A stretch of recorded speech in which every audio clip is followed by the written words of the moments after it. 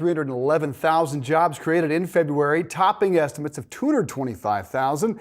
The unemployment rate rising slightly to 3.6%, as did the labor force participation rate to 62.5. That's its highest level since March of 2020. And some good news for the Fed, and that average hourly earnings increased just 0.2% month to month. That is below expectations. Leisure and hospitality continuing to lead the way with gains of 105,000 jobs.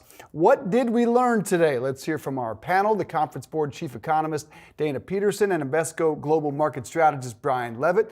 Nice to see you both. Dana, you are here in studio, so we will start with you and your one biggest takeaway from this morning's report. The biggest takeaway is the fact that wages, average hourly wages on a year-on-year basis, ticked upward. That's really not good news for the Fed, because when we ask CEOs, what are you doing about rising labor costs, they're passing them directly to the consumer, and it's showing up in consumer inflation.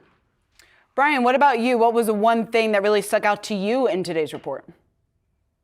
I was happy to see the labor force participation rate go up and back to early COVID days, which is a really good sign, people coming back into the workforce. The month change on wages was modest as well. So, given what's going on in the banking system, nobody would want to use the word Goldilocks today, but it was a good report in that the job creation remained strong, but the unemployment rate ticked up a bit and wages slowed. So all else being equal, not a terrible report. And Dana, perhaps most importantly, how do you think Jerome Powell read this report?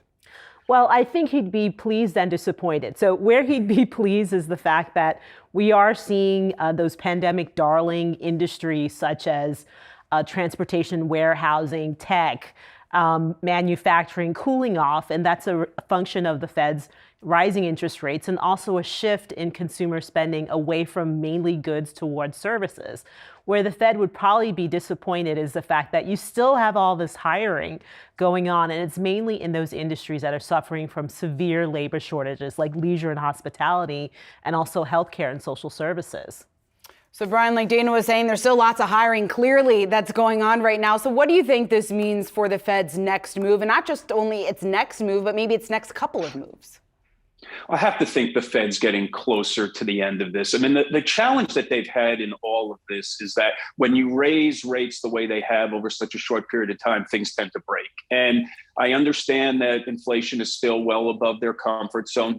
Directionally, we're seeing improvements. We've seen improvements in commodities and goods, stickiness and services. But the reality is they've raised rates so much. There's a lagged effect of it. We haven't seen what the implications of those lagged effects, and perhaps today we're starting to. And I believe that we're getting closer to the end. Once you start to have banking challenges, or dare we even say a banking crisis, the only thing that stops it is the end of tightening or policy support.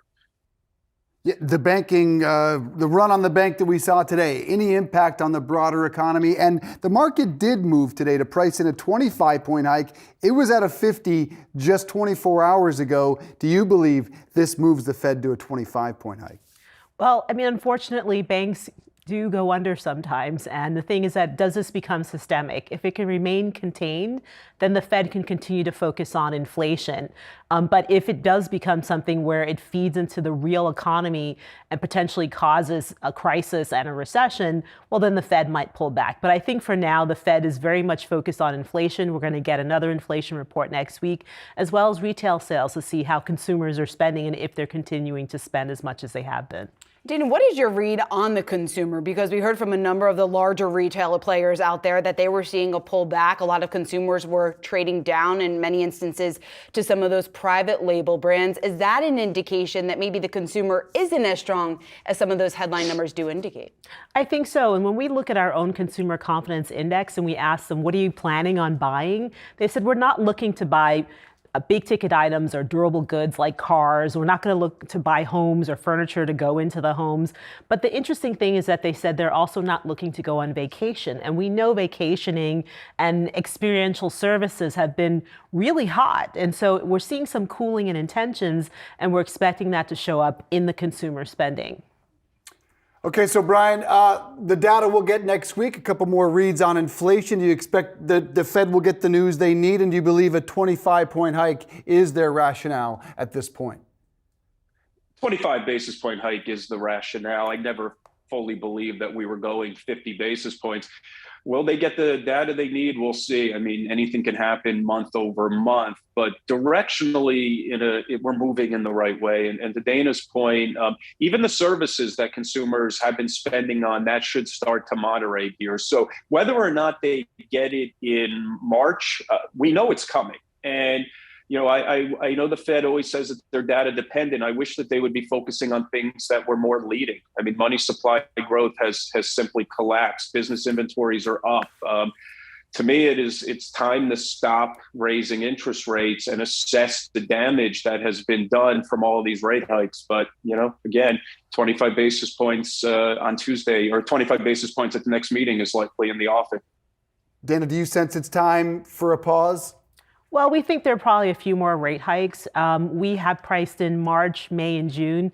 We had 25 basis point increases each, but certainly whatever happens next week, I think is going to be really important in terms of whether the Fed really does go 50 basis points. But I have to agree that we are probably getting close to the end and there are only a few more hikes priced in.